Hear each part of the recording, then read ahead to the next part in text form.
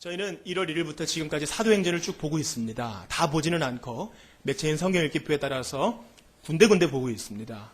우리가 사도행전 첫 시간에는 무엇을 보았습니까? 그리스도인은 모여 기도하는 자, 그리스도인은 기다리는 자, 그리스도인은 약속의 말씀 붙드는 자라는 것을 배웠고, 두 번째 시간에 그리스도인은 큰 핍박 가운데서도 기뻐할 수 있는 유일한 사람이라는 것을 배웠습니다. 그들은 핍박을 두려워하지 않았습니다. 왜냐하면 사도 바울이 누구든지 그리스도 안에서 경건하게 살고자 하는 자는 박해를 받을 것이라고 눈치 보지 않고 말했기 때문입니다. 두 번째, 그리스도인은 적극적으로, 한탄하지 않고 적극적으로 복음 전하는 자라 그랬습니다. 빌립은 사랑하는 친구들을 떠나서 사마리아 성에 떨어진 것을 신세한탄하지 않고 그 자리에서 꽃을 피웠습니다. 내가 여기 있지 않고 딴 곳에 가면 더 인정받을 텐데 하시는 분이 계십니까? 빌립처럼 있는 자리에서 꽃을 피워야 하나님께서 오케이 하셔서 그 다음 자리로 옮겨갈 수 있는 것입니다. 무리하게 장소만 옮겼다가, 무리하게 자리만 옮겼다가 후회하는 사람이 얼마나 많은지 모릅니다. 우리는 이 적극적인 원리를 붙들어야 됩니다. 지난 시간에 나누었던 마지막 세 번째는 기쁨은 바로 부산물이라는 것이었습니다. 행복의 철학자 아리스토텔레스도 그것을 인정했습니다. 행복 자체를 추구해 봤더니 결코 얻을 수 없더라. 행복과 파랑새와 기쁨과 이 모든 것은 예수님이 말씀하신 것처럼 먼저 그 나라와 의를 구할 때 이 모든 것이 주어지는 것입니다. 따라서 행복한 그리스도인을 너무 내세우지 마십시오. 먼저 그 나라와 의, 하나님의 영광, 예배와 말씀, 기도를 앞세울 때 그 모든 것이 더해지는 겁니다. 우리가 비참한 이유는 이 원리를 잊어버렸기 때문입니다. 그리고 사람들의 눈치를 봤기 때문입니다. 먼저 몰핀과 진통제를 주기 원했던 것입니다. 그러나 그게 오히려 더 돌아가는 것이었어요. 우리는 하나님의 나라와 영광을 먼저 구할 때 이 모든 것을 받게 되는 것입니다. 이제 사도행전 8장 이후로 사도 바울의 영광스러운 회심이 있었고 전도 유행이 있었으며 베드로가 두 눈으로 고넬료와 같은 이방인, 유대인이 아닌 이방인 사람들도 예수 믿고 성령 받는 것을 보게 되었습니다. 오늘 제가 제목으로 삼은 다윗의 장막을 다시 지으며, 이것을 통해서 세 가지 원리를 또 보기를 원하는 것입니다. 첫 번째, 기록된 말씀이 표준이라는 것입니다. 여러분 저를 따라해 보세요. 기록된 말씀만이 표준이다. 복사기로도 유명하고 사진기로도 유명한 업체가 있지요. 바로 캐논입니다. 캐논은 성경 66권 정경을 말하기도 하고 어떤 일에 있어서 결정할 수 있는 표준을 말하기도 합니다. 그러나 그 어원은 고대 시대 때 측량할 수 있는 단위로 쓰였던 바로 자였습니다. 이 자에 따라서 크기를 가늠한 것이죠. 딱 맞구나, 이것을 결정했던 것입니다. 여러분 오늘 본문에 1515 15장 15절을 보십시오. 현재의 제 마음 같아선 이것을 제목으로 삼고 싶어요. 한번 큰 소리로 읽습니다. 시작. 선지자들의 말씀이 이와 일치하도다. 기록된 바.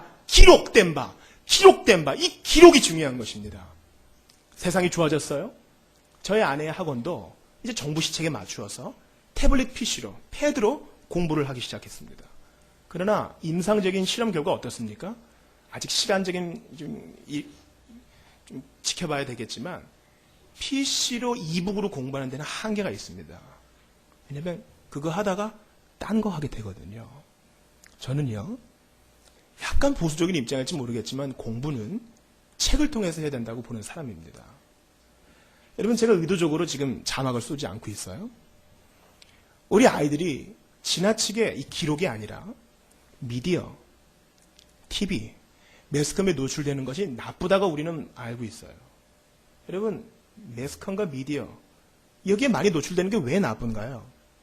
음란해서요? 그럴 수도 있죠. 아주 큰 문제입니다. 그러나 제일 큰 문제는 아닙니다. 폭력적이어서요? 그럴 수도 있습니다. 왜냐하면 사람이 내는 슈퍼컴퓨터이기 때문에 어떤 폭력적인 것도 다 저장을 합니다. 꺼내기가 어려울 뿐이죠. 시간 낭비해서요? 그럴 수도 있습니다. 아이들이 공부할 시간을 갉아먹지요. 전자파 때문에 아이들이 건강에 위협을 받습니까? 시력이 나빠집니까? 그것도 주요한 원인입니다. 그러나 가장 나쁜 것은 생각을 안 하게 한다는 것입니다. 물론 생각을 합니다. 그러나 만든 사람의 의도에 따라서 그저 쫓아가게 만드는 것밖에 안 됩니다. 기록은 미디어에 비할 수 없이 우리에게 큰 유익을 줍니다. 음악을 보십시오. 요즘 세대의 음악하는 사람들은 대부분 영상을 보고 자란 사람들입니다. 그래서 요즘 듣는 음악 여러분 친숙하십니까? 그러나 과거에 우리의 정서를 울렸던 좋은 음악들은 대부분 라디오 사대입니다. 그들은 듣고 상상력을 발휘했던 사람들이었죠. 오늘날 우리가 추억의 노래들을 외쳤습니까? 그 노래를 만들고 연주했던 사람들은 시각에 길들여진 사람이 아니라 듣고 보는 것으로부터 상상력을 키웠기 때문에 그렇습니다. 우리가 기록을 중시하는 이유가 바로 여기 있습니다. 생각을 멈추게 하는 영상이 아니라 기록된 것으로 아이들을 돌이켜야 됩니다. 우리도 돌아가야 됩니다. 학교 폭력이 점점 심각해지고 있습니다. 사실 옛날에도 심각했어요. 안 드러났을 뿐이지. 얘네들 어떻게 하면 좋겠습니까? 이 문제를 어떻게 하면 좋겠어요? 문제 있는 애들 싹 잡아내면 될까요? 그래도 문제는 해결 안 될 겁니다. 대한민국에서 가장 똑똑한 분들은 법을 만드는 국회의사당에 계십니다. 거기서 만든 제도로 사회가 바뀝니까? 소극적으로 막을 수는 있죠. 그러나 결코 적극적으로 막을 수는 없습니다. 즉 마음을 변화시킬 수는 없단 말입니다. 그러나 존 녹스는 그 일을 했습니다. 종교개혁자들은 그것을 했습니다. 그는 말하기를 경건한 자녀를 일으키는 것이 애국하는 길이라 그랬습니다. 그러면 우리가 먼저 본을 보여야 되지요. 경건한 자녀를 어떻게 일으킵니까? 바로 말씀으로 일으킬 수밖에 없는 것입니다. 요한복음 17장에서 우리 예수님께서 위대한 대제사장적인 기도를 하십니다. 하늘을 우러러보시며 이제 몇 시간 뒤면 십자가에 못 박히세요? 유언과 같은 기도 따라해 보십시오. 저희를 진리로 거룩하게 하옵소서. 저희를 진리로 거룩하게 하옵소서. 아버지의 말씀은 진리니이다. 이게 바로 아버지의 말씀이에요. 그 저희는 누구냐? 1차적으로는 제자들이요. 2차적으로는 우리까지 다 포함합니다. 후에 말씀 듣고 예수 믿을 모든 자들. 그들이 거룩하게 되는, 즉 경건하게 되는 유일한 길은 아버지의 말씀밖에 없다는 것입니다. 여러분 이것을 잘 들어주십시오. 자라나는 우리 아이들에게 모든 소망이 달려있어요. 그 아이들이 건강한 가정을 이루고 경건한 영향력을 끼치고 우리가 그 모범을 보이는 것 외에는 하나님의 방법이 없는 것입니다. 법과 제도로 사람이 바뀌는 거 보셨습니까? 절대 그러지 않는 것입니다. 이 나라가 사는 길, 말씀을 통해서 경건한 부모들과 후손들이 일어나는 일밖에 없는 것입니다. 이 기록이 그만큼 중요한 거예요. 이방인들이 지금 예수 믿는데 이거를 확실하게 할 것이냐? 가짜 아니야? 이 중요한 문제. 어떻게 해결했어요? 예수님의 동생이요, 당시 예루살렘의 대표요, 리더였던 야고보는 기록된 말씀으로 이 모든 것을 해결한 것입니다. 여러분 오늘 본문의 14절을 보세요. 하나님이 처음으로 이방인 중에서 자기 이름을 위한 백성을 취하시려고 그들을 돌보신 것을 누가 말했으니? 시몬 누구예요? 시몬 베드로를 말하는 것입니다. 베드로의 말보다 베드로가 고넬료를 변화시켰던 그 간증보다 더 무게가 있는 것이 뭐예요? 기록된 말씀을 통해서 야고보가 결론을 내린 것입니다. 여러분 우리 주위에 12사도의 리더와 다를 바 없는 베드로와 같은 사람이 있어요. 그 사람의 말이 성경보다 더 권위가 있어서는 안 되겠습니다. 특별히 살아있는 사람을 존경할 때 여러분 마음에 새기십시오. 그 사람이 세상을 떠난 후 30년이 지나야 제대로 된 평가가 나오는 것입니다. 따라서 우리가 주일 오후에 어거스틴을 보고 루터를 보는 이유가 거기 있어요. 죽은 지 최소한 300년, 1000년 지난 사람들이지만 지금도 그 가치를 인정받는 사람들에게 귀를 기울여야 하는 것입니다. 만약에 우리가 베드로처럼 힘을 실어주는 사람의 간증이 기록된 말씀과 다르면 어떡하겠어요? 집사님, 저분이 상당히 신령한 분이야. 우리가 기적이 있다는 것을 부인하지 않아요. 근데 한번 가봐. 이건 거의 점장이를 찾아가는 겁니다. 그 점장이가 기록된 말씀과 다른 것을 얘기하면 어떡하겠어요? 그러나 우리의 부패한 본성은 거기에도 귀가 가요. 기가 막히게 잘 맞추거든요. 또 하나, 오늘 본문 말씀의 시작 12절도 같이 읽어봅니다. 시작. 온 무리가 가만히 있어 바나바와 바울이 하나님께서 자기들로 말미암아 이방인 중에서 행하신 표적과 기사에 관하여 말하는 것을 듣더니, 이제 바울보다 더 나아가서 경험한 것, 내가 이렇게 해봤더니 그렇다더라를 얘기한 사람, 그것보다 우리는 기록된 말씀을 더 위에 둬야 된다는 것입니다. 그것도 들어야 되죠. 거기에도 하나님이 하신 진실함이 있으니까. 그러나 최종적인 결론은 어떻게 내려야 되는 것이냐? 야고보가 아모스 9장을 인용해서 이 모든 것을 딱 정했던 것처럼 기록된 말씀으로 해야 되는 것입니다. 여기에는 놀랄만한 자유가 있어요. 우리가 다 읽지 않았지만 그들에게 이제 더 이상 할례를 요구하지 말자. 여러분, 당시 로마 시대는요, 할례 받지 않으면 주류 사회에 나갈 수가 없어요. 1세기 상황을 그대로 복원시킨 영화를 보셨습니까? 로마 시대는 어떤 시대예요? 목욕탕의 시대예요. 중요한 일들이 다 목욕탕에서 이루어집니다. 근데 거기에 할례 받은 유대인이 들어와요. 다들 싫어하죠. 그래서 할례 받은 것을 복원시키는 수술이 당시에 유행했었습니다. 그런데 예수 믿은 이방인을 굳이 할례를 받게 하는 이유가 뭐예요? 모세 때부터, 아니 그 이전 아브라함 때부터 정해놓은 이 전통을 지키지 않으면 너네들은 그리스도인 아니야. 그렇게 해버린 것입니다. 그러니까 사회적인 멸시를 다 감수하고 할례를 받는 거예요. 그러나 바울이 뭐라고 얘기해요? 그리스도 안에 있는 자는 다 자유로운 자다. 이제 그리스도 안에서 이방인과 유대인의 구별이 없으니 왜 할례를 강요하느냐? 왜 모세의 율법을 강요하느냐? 이것입니다. 여러분, 기록된 말씀으로 이 모든 편견을 없애버린 것이죠. 그리고 이 결정은 자유를 줍니다. 그리고 여러분, 우리가 다 읽지 않았지만 피를 멀리하고 음행을 멀리하고 더러운 것을 멀리하라고 권합니다. 어떤 예루살렘 교회가 더 우위에 있어서 힘으로 하지 마, 명령한 것이 아니야, 권고한 것입니다. 여러분, 오늘 본문에 19절 보세요. 그러므로 내 의견에는 야고보가 나는 예수 동생이야, 이제부터 내가 시키는 대로 해가 아니라 형제 대 형제로서 이제 나는 유대인 형제예요, 이방인 형제에게 권합니다. 이것입니다. 따라서 제가 무서운 진술을 한번 하죠. 제가 액체에서 신학을 공부할 때 여기 남포교회에 박윤선 목사님 말고 박영선 목사님이 오셨어요. 그분이 한번 이런 얘기를 하신 거예요. 자살한 사람인데 장례를 치러줘야 되냐는 겁니다. 그리스도 안에 있는 사람인데. 가려 그러니까 주변에 한 분이 아유 자살한 사람인데 왜 장례를 해주냐고. 그때 그분이 이런 얘기 하셨어요. 여러분, 그런 얘기를 하는 사람에게는 말부터 바꿔야 된다고. 이것 봐 당신, 이것부터 시작해야 된다는 겁니다. 여러분, 그리스도 안에 있는 것과 자살은 분명히 나쁜 죄이나 그리스도 안에 있는 것을 자살이 무너뜨릴 수 있어요? 여러분, 이 원칙을 분명히 아셔야 됩니다. 그 무엇도 그리스도 예수 안에 있는 하나님의 사랑에서 끊을 수 없는 것입니다. 자살은 대단히 무서운 죄입니다. 그것은 형제를 죽이고 형제에게 욕하고 간음하는 것과 진비 없는 나쁜 죄예요. 그러나 그것이 우리가 천국 들어가는 것을 막을 수는 없다는 것입니다. 따라서 형제 야고보는 19절 이하에 뭐라고 얘기합니까? 그들을 괴롭게 하지 말고 우상에 더러운 거 뭡니까? 제사 드린 거. 함부로 먹지 말게 하고 음행. 그죠? 여러분, 당시에는 다 제사 드리면서 여자 제사장 창기와 관계를 맺었어요. 또한 목매어 죽인 거. 피를 멀리하라고 편지하는 것이 옳으니 이것을 멀리하라고 한 것이지 명령으로 한 것이 아닙니다. 따라서 그리스도 안에 있는 자유는 이것을 형제의 사랑으로 받고 수용하는 것입니다. 그리스도 안에 형제 여러분, 그리고 자매 여러분, 우리가 그리스도 안에 큰 자유를 누립니다. 근데 아직까지 그리스도 앞에 나아갈 때 우리를 잡는 것이 있습니까? 끊지 못하는 것이 있습니까? 혹시 피를 멀리하라, 선지국 때문에 가슴 아파하시는 분들이 있습니까? 술, 담배 때문에 지금 어려워하시는 분들이 있어요? 자유하십시오. 그리고 형제 대 형제로 예수님의 동생 예루살렘 교회의 리더 야고보가 말한 것처럼 천천히 받아들이시면서 하나님, 이것을 놓기 원합니다. 진실히 기도하시기를 바라요. 명령으로 하면 안 해요. 하나님도 그렇게 말씀하지 않으셨습니다. 형제 대 형제로 권면하는 것입니다.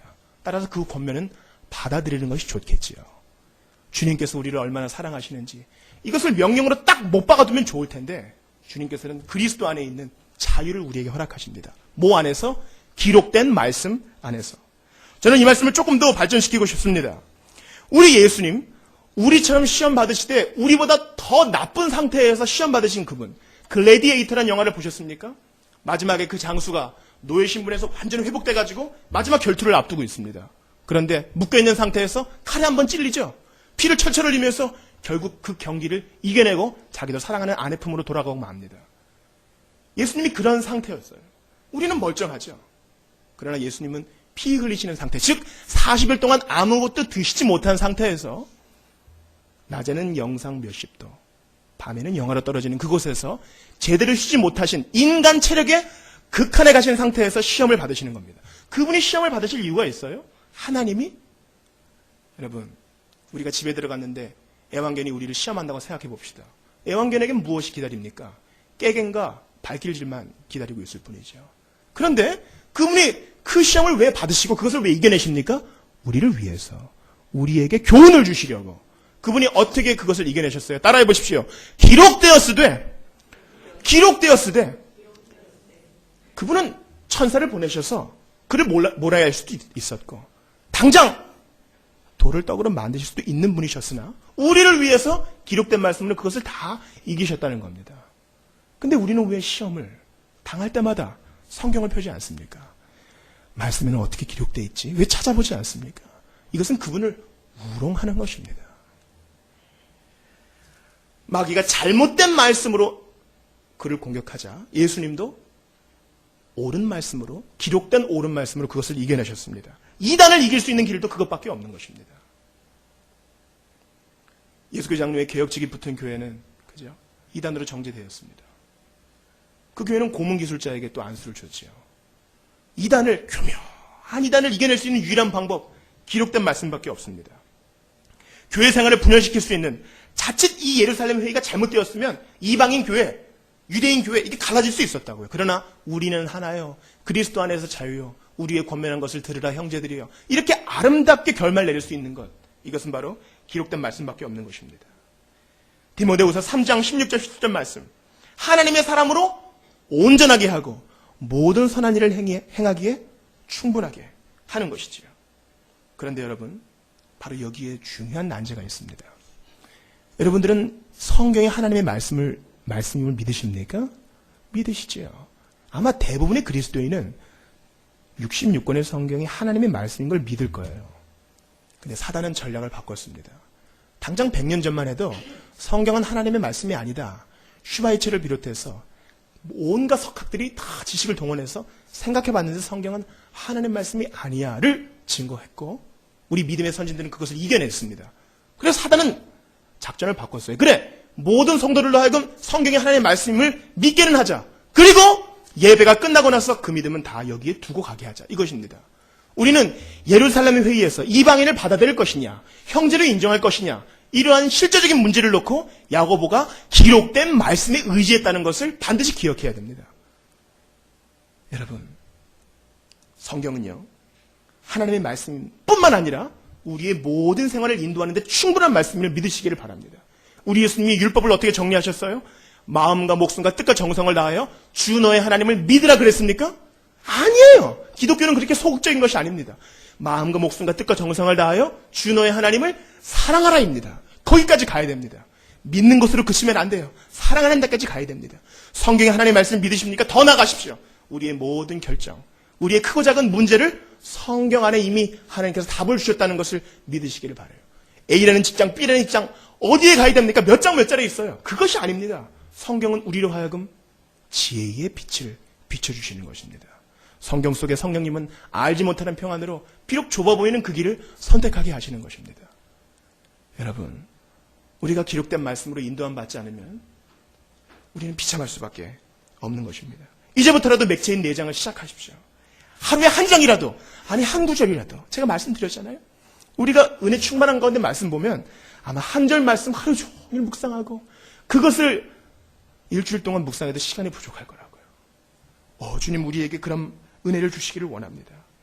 바울이 에베소, 두란노서원에서 2년간 말씀을 풀었습니다. 왜냐하면 말씀은 요약이기 때문에. 곧 그들을 떠나야 할 바울은 그들에게 닥칠 모든 시험을 준비시켜주기 위해서 말씀을 풀어주었던 것입니다. 두 번째, 사람을 차별하지 않는 것이 복음의 본질입니다. 여러분 저를 따라해 주십시오. 복음 안에서 차별이 없다. 오늘 본문의 17절을 보십시오. 이는 그 남은 사람들과 내 이름으로 일컬음을 받는 모든 이방인들로 주를 찾게 하려 함이라. 야고보는요, 기록된 말씀을 통해서 이방인도 우리 식구 될 수 있어, 이방인도 우리처럼 될 수 있어를 증명하였습니다. 여러분 이것이 벼랑간 하늘에서 뚝 떨어진 것입니까?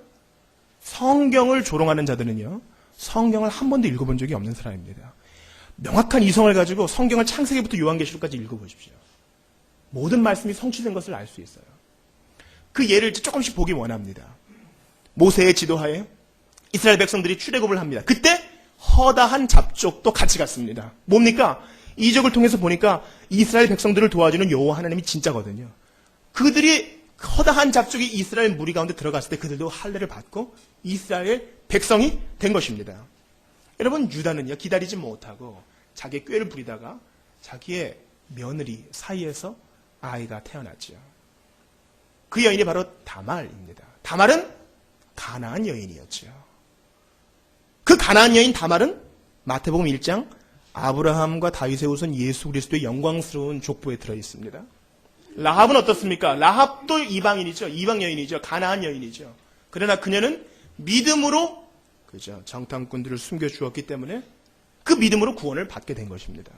룻은 어때요? 얼굴 색깔 다른 룻. 믿음으로 자기 시어머니를 끝까지 따라갔기 때문에 그녀는 다윗의 반열에 들어갈 수 있게 된 것입니다. 우리아의 아내 바세바는 어때요? 우리아. 자기가 사랑하는 왕 다윗에게 죽임을 당했지만 우리아는요, 충신이자 히타이트족, 헷족 속이었습니다. 이스라엘 본래 백성이 아니라고요. 다윗을 보니까 하나님이 함께 하시는구나. 그러니까 그의 아내 바세바를 통해서 솔로몬이 태어나고 예수 그리스도의 계보가 완성이 되는 것입니다. 여러분, 그리스도 안에 이방인이었습니다. 따라서 우리는 교회 안에 차별이 없어야 되겠어요. 보이지 않는 차별 없어야 되겠어요. 어떤 사람이 부족하면 부족한 대로 인정해 줘야 됩니다. 왜 저래? 우리도 전에 그랬잖아요. 하나님이 나를 오래 참아준 것처럼 우리도 그 사람을 오래 참아줘야 됩니다. 이방인이나 유대인이나 상관없습니다. 하나님은 믿고 회개하는 모든 사람들을 받아주셨으니까요. 이방인보다 악한 사마리아 여인 6번째 남자를 가지고 있는 그 여인도 예수님은 받아주셨습니다. 삭개오와 마태 같은 매국노 세리도 주님은 받아주셨죠. 간통 중에 잡혀서 죽을 위기에서 건진받은 여인도 주님은 용서해 주셨습니다. 주인에게서 도망친 오네시모, 예수 믿었지만 주인에게서 도망치면 죽음밖에 없어요. 그런 사람도 십자가에 못 박혀야 됐습니다. 그러나 주님은 그를 용서하시고 위대한 지도자로 세워주셨습니다. 예수님을 3번 부인한 베드로, 그도 퇴출돼야 돼요. 그러나 은혜는 유대인과 이방인의 구별이 없기에 그도 용납해 준 것입니다. 욕정에 불타올랐던 어거스틴도 마찬가지입니다. 사도로 선택받았지만 누가 더 높은가 싸웠던 제 아들도 이방인과 유대인의 구별 없이 주님께서 용납하셨습니다. 마가 때문에 진짜 신나게 싸웠던 바울과 바나바도 주님이 다 용납하시고 죄인이면 족하다. 누구든지 내게 나오는 자, 유대인과 이방인의 구별이 없다고 말씀하신 것입니다. 마페 선교사의 턱을 돌로 날려버린 이익풍 선교사도, 주워가는 친구의 돈 100불을 떼어먹은 길선주 장로님도, 그리고 2번이나 아내를 팔아먹은 아브라함도 이방인과 유대인 구별 없이 누구나 다 믿고 회개하면 주님이 받아주신다는 겁니다. 우리 한번 까놓고 얘기해 봅시다. 죄인 아닌 사람이 어디 있어요? 그러나 죄인이라는 티켓은 오직 용서함 받는 유일한 조건입니다. 이걸 인정하느냐? 구원받을 것이요. 나는 그래도 좀 괜찮은 사람이야. 꼿꼿이 고개를 세우면 천국에 들어갈 수 없는 것입니다. 오늘 야고보는 위대한 선언을 합니다. 우리처럼 믿고 회개하는 자 다 들어갈 수 있다는 것입니다. 마지막으로 3번째, 예수 그리스도께서 이 기록된 말씀의 주인공이라는 사실입니다. 여러분 저를 따라해 보십시오. 성경은 그리스도를 가리킨다. 성경은 그리스도를 가리킵니다. 왜냐하면 오늘 본문에 16절을 보세요. 이후에 내가 돌아와서, 주님이십니다, 다윗의 무너진 장막을 다시 지으며. 다윗이 누구예요? 하나님의 마음에 합한 자, 단 하나의 수치만 빼놓고서는 하나님께서 받아들인 성군 중의 성군입니다. 예수님께서 예루살렘에 입성하실 때 사람들이 뭐라 그랬습니까? 호산나 다윗의 자손이요 그랬습니다. 그들은 알고 있었어요. 다윗의 후손 가운데서 메시아가 날 줄 알고 있었습니다. 이제 완전한 다윗이 오셔서 이스라엘을 구원하셨으니 모든 믿는 자, 이방인이건 유대인이건 다 오게 될 것이다. 여러분 오늘은요, 2012년 1월 15일이죠. 오늘은 영광스러운 평양 대부흥의 그 역사적인 2주간의 사경회가 끝난 날입니다. 그 사경회가 끝난 날이라고요. 1월 2일부터 사경회 했어요. 그들이 부흥회나 무슨 성령 집회로 모인 게 아니라 사경회, 말씀을 배우는 집회 가운데 모였습니다. 그러니까 14일 밤에 길선주 장로의 회개로부터 시작해서 부흥의 불이 불타오르게 된 것입니다. 15일에 성교의 보고를 제가 읽어드립니다. 그레암 리가 이렇게 보고했어요. 어제 있었던 집회는 내가 경험하지 못한 어떤 말로도 형용할 수 없고 표현할 수 없는 집회였다. 그렇습니다. 그들이 성경을 배우는 중에 이런 부흥을 경험하게 된 것입니다. 조지 맥군 또한 1월 15일자로 미국 북장로교 선교부 총무 브라운에게 이런 편지 보냈습니다. 우리는 매우 놀라운 은혜를 경험하고 있다. 장대현 교회에서 모인 지난밤 집회는 최초의 실제적인 성령의 권능과 임재의 모임이었다. 우리 중 아무도 지금까지 이전에 그 같은 것을 경험하지 못했으며 우리가 웨일즈, 인도에서 일어난 부흥에 대해 읽었지만 이번 장대현 교회에서의 성령의 역사는 지금까지 있었던 어떤 것도 능가할 것이다. 왜 그렇습니까? 사경회로 말씀을 앞에 두었기 때문에 그런 것입니다. 기록된 말씀을 앞에 두었고 이방인이나 유대인이나 여러분 조선 사람은 이방인 아니겠어요? 그렇지 않습니까? 여러분 예루살렘은 유대는 아시아 아니겠어요? 그렇게 따지면 유럽 사람도 이방인 아니겠어요? 우리 모두가 다 복음 안에서 하나가 될 수 있다는 것입니다. 그리고 그들이 2주간의 사경의 끝에 부흥을 경험했는데 그들이 성경을 통해 집중했던 것은 바로 무엇입니까? 예수 그리스도라는 사실입니다. 여러분 예수님께서 수차례 성경의 주인공이 나다라는 것을 말씀해 주셨습니다. 우리 예수님께서 누가복음 24장 44절에서 부활하신 분이 또 이르시되 내가 너희와 함께 있을 때에 너희에게 말한 바 곧 모세의 율법과 선지자의 글과 시편에 가리켜 기록된 모든 것이 이루어져야 하리라 한 말이 이것이라. 모세의 율법, 선지자, 시편 이것이 누구를 가리켜 말한 것이라고요? 예수 그리스도에게. 그리스도 안에서 이방이나 유대인의 차별이 없는데 야고보가 이것을 인용함으로써 이방인 성도들도 친구로 받아들이게 된 것입니다. 시편 20편 1절에 이 말씀 들어보시면 뭔가 기억이 나실 겁니다. 내 하나님이여 내 하나님이여 어찌 나를 버리셨나이까? 어찌 나를 멀리하여 돕지 아니하시오며 내 신음소리를 듣지 아니하시나이까? 이게 뭡니까? 1차적으로는 다윗의 한탄입니다. 그러나 이 말씀은 갈보리 십자가에서 그대로 엘리 엘리 라바 사박다니 나의 하나님 어찌하여 나를 버리셨나이까? 스가랴에는 그분이 은 30개에 팔릴 것이 예언되어 있었습니다. 시편에는 그분이 친구에 의해 배신당하실 것이 예언되어 있었습니다. 몸값으로 받은 돈이 토기장에게 던져지고 30개의 은이 주의 집에서 던져질 것이 스가랴에 말씀되어 있습니다. 그분의 제자들이 그분을 버릴 것, 거짓 증인들에게 고소당하실 것, 뺨을 막대기로 맞을 것이 또한 미가에 기록되어 있습니다. 그분은 맞고 침뱉음을 당하실 것이며 얼굴을 맞고 얼굴에 침뱉음을 당할 것입니다. 그분은 상할 것입니다. 맞으실 겁니다. 이사야에 기록되어 있습니다. 여러분, 왜 예수님이 십자가 달리시기 전에 그렇게 채찍에 맞았죠? 빌라도는 그냥 때려서 놔주려고 그랬지만 보통 십자가에 매달리기 전에는 때립니다. 왜 그래요? 우리가 고기를 요리할 때 그 고기가 잘 요리되기 위해서는 쇠망치나 나무망치로 그것을 두드리죠. 십자가에 달리기 전에 죄인을 때립니다. 왜 그래요?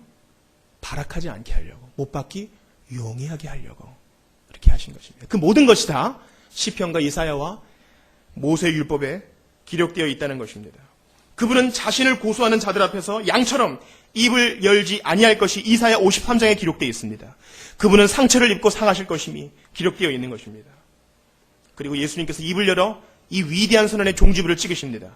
마태복음 5장 17절에 내가 율법이나 선지자를 폐하러 온 줄로 생각하지 말라. 폐하러 온 것이 아니요 완전하게 하려 함이라. 그러니까 예전에 희미하게 약속한 그분이 이제 우리에게 성취해 주셨으니 이 하나님은 믿을만하다. 이것이 우리에게 주어진 것 아닙니까? 믿을만한 그분을 왜 믿지 않는 것이죠? 왜 안 믿습니까? 말씀을 펴서 인도함을 받아야 되는데 당장 좋아 보이는 몰핀을 찾아간다는 것입니다. 이것이 우리의 우둔함 아니겠습니까? 우리가 만약에 불행하다면 그것은 성경을 열지 않기 때문입니다. 성경을 믿긴 믿어요. 고백도 합니다. 신앙 고백도 하고 세례도 받았습니다. 성찬도 받았지요. 그러나 그 말씀이 주의 말씀은 내 발의 등이요. 지금 나의 집 문제, 나의 가정 문제, 나의 심령의 문제, 나의 구원 문제, 가족의 문제, 국가의 문제를 해결하기에는 아무 상관없다고 믿기 때문에 우리가 이 모양 이 꼴이 된 것입니다. 그러나 그렇지 않은 것이죠. 예수 그리스도께서 창세기 3장 15절에서 여인의 후손이 너를 구원할 것이다. 가! 몇천 년이 지난 후 그분이 때가 참에 여인의 후손으로 오셔서 우리를 구원하셨음이 분명히 입증된 것이라면 우리는 왜 그분을 믿지 않는 것입니까? 오늘은 1951년 1월 15일 오카나 목사님이 좋아했던 해리 아이언사이드라는 부흥사가 죽은 날이에요. 이 양반이 심장마비 증세가 있었어요. 근데 집회에 가면서 그냥 체한 거겠지 하고 똑같이 오전에 말씀을 전했습니다. 오후에도 증거를 해야 되는데 왠지 몸이 안 좋아서 사람들의 강권에 못 이겨 병원에 입원했습니다. 병문안에 온 사람들이 그렇게 이 사람이 성경을 사랑한 줄 알았으니까 성경 읽어드릴까요? 물어봤습니다. 아니요. 벌써 오시기 전에 7장 읽었습니다. 그리고 그날 새벽 1월 15일 새벽 3시 30분에 주님 품에 갔습니다. 이분은 어릴 적에 아버지를 잃었죠. 그러나 평생 76년 동안 하나님 아버지께서 말씀 속에서 자신의 아버지가 되어주셔서 인도해 주셨다는 사실입니다. 사도 바울은 로마서 10장 4절에서 그리스도는 모든 믿는 자에게 의를 이루기 위하여 따라해 보십시오. 율법의 마침이 되셨다는 것입니다. 여러분 한번 성경의 제일 앞 페이지를 펴보시겠습니까? 성경의 목록이 나와 있습니다. 제가 아주 간략하게 성경이 어떻게 예수 그리스도를 가리키고 있는지 한번 말씀을 드립니다. 창세기에서 그리스도는 여인의 후손, 창세기 3장에 나와 있는 여인의 후손입니다. 출애굽기에서 그리스도는 6월절 어린 양의 피입니다.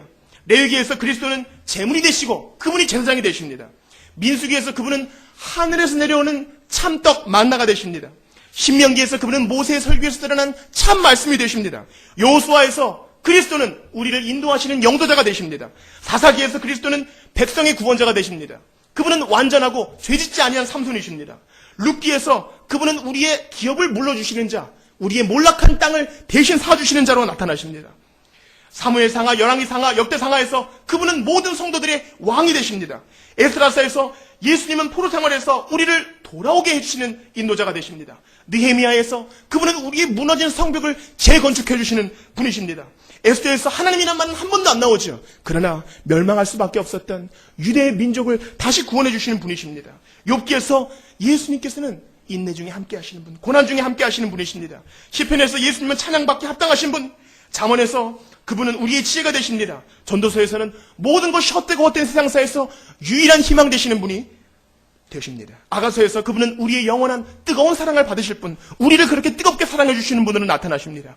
이사야에서 말라기까지 모든 예언서에서 그분은 장차 오실 왕으로, 여호와의 종으로, 사람의 아들로, 고난받는 종으로 나타나십니다. 마태복음에서 그분은 왕이요, 마가복음에서 그분은 여호와의 종으로, 누가복음에서는 사람의 아들로, 요한복음에서는 영생을 주시는 분으로 나타나 있습니다.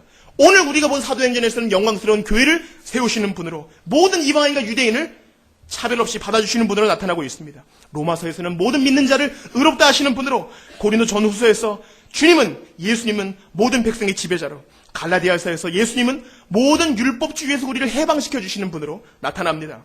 에베소서에서 예수님은 교회의 생명이시며, 빌립보서에서 그는 근본 하나님의 본체시나 하나님과 일절 같아짐을 받아들이지 않으시고 오히려 종처럼 낮아지신 분으로 나타납니다.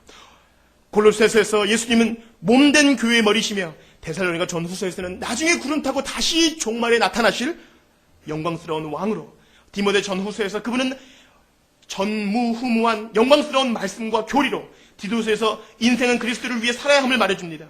빌레몬서에서는 오네시모를 용서해주고 그 죄를 갚아주는 교리의 예증이십니다.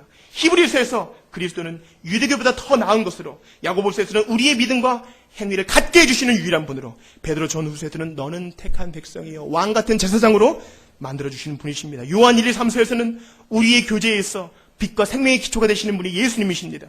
유다서에서 예수님은 능히 너희를 굳게 하사 잘못된 교리에서 우리를 건져주시는 분이십니다. 요한계시록에서 모든 성도들이 예수님을 향해 외칩니다. 마라나타! 우리 주님이시여 속히 오시옵소서. 주 예수여 속히 오시옵소서. 창세기부터 요한계시록까지 이성이 있는 사람은 누구나 알 수 있습니다. 삼위일체 하나님이 예수님께 모든 영광에 가는 것에 질투하실까요? 그러지 않습니다. 왜냐하면 아버지께서 아들을 보내주셨고 아버지와 아들이 성령을 보내주셨기 때문입니다. 이 명명백백한 사실이 있는데 우리는 왜 성경을 읽지 않습니까?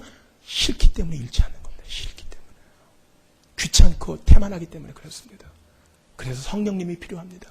성령님, 야고보에게 주셨던 그 지혜, 그 뜨거움, 그 문제 해결력을 우리에게 주셔서 우리도 멀리 돌아가는 것 같아 보여도 우리의 근본을 바꿔주는 이 말씀을 펼 수 있도록 은혜를 주시옵소서. 말씀은 따분해, 말씀은 어려워, 말씀은 우리랑 상관없어. 이 모든 두려움과 사단의 괴계를 떨쳐버리고 하나님의 말씀으로 돌아갈 수 있도록 인도해 주시옵소서.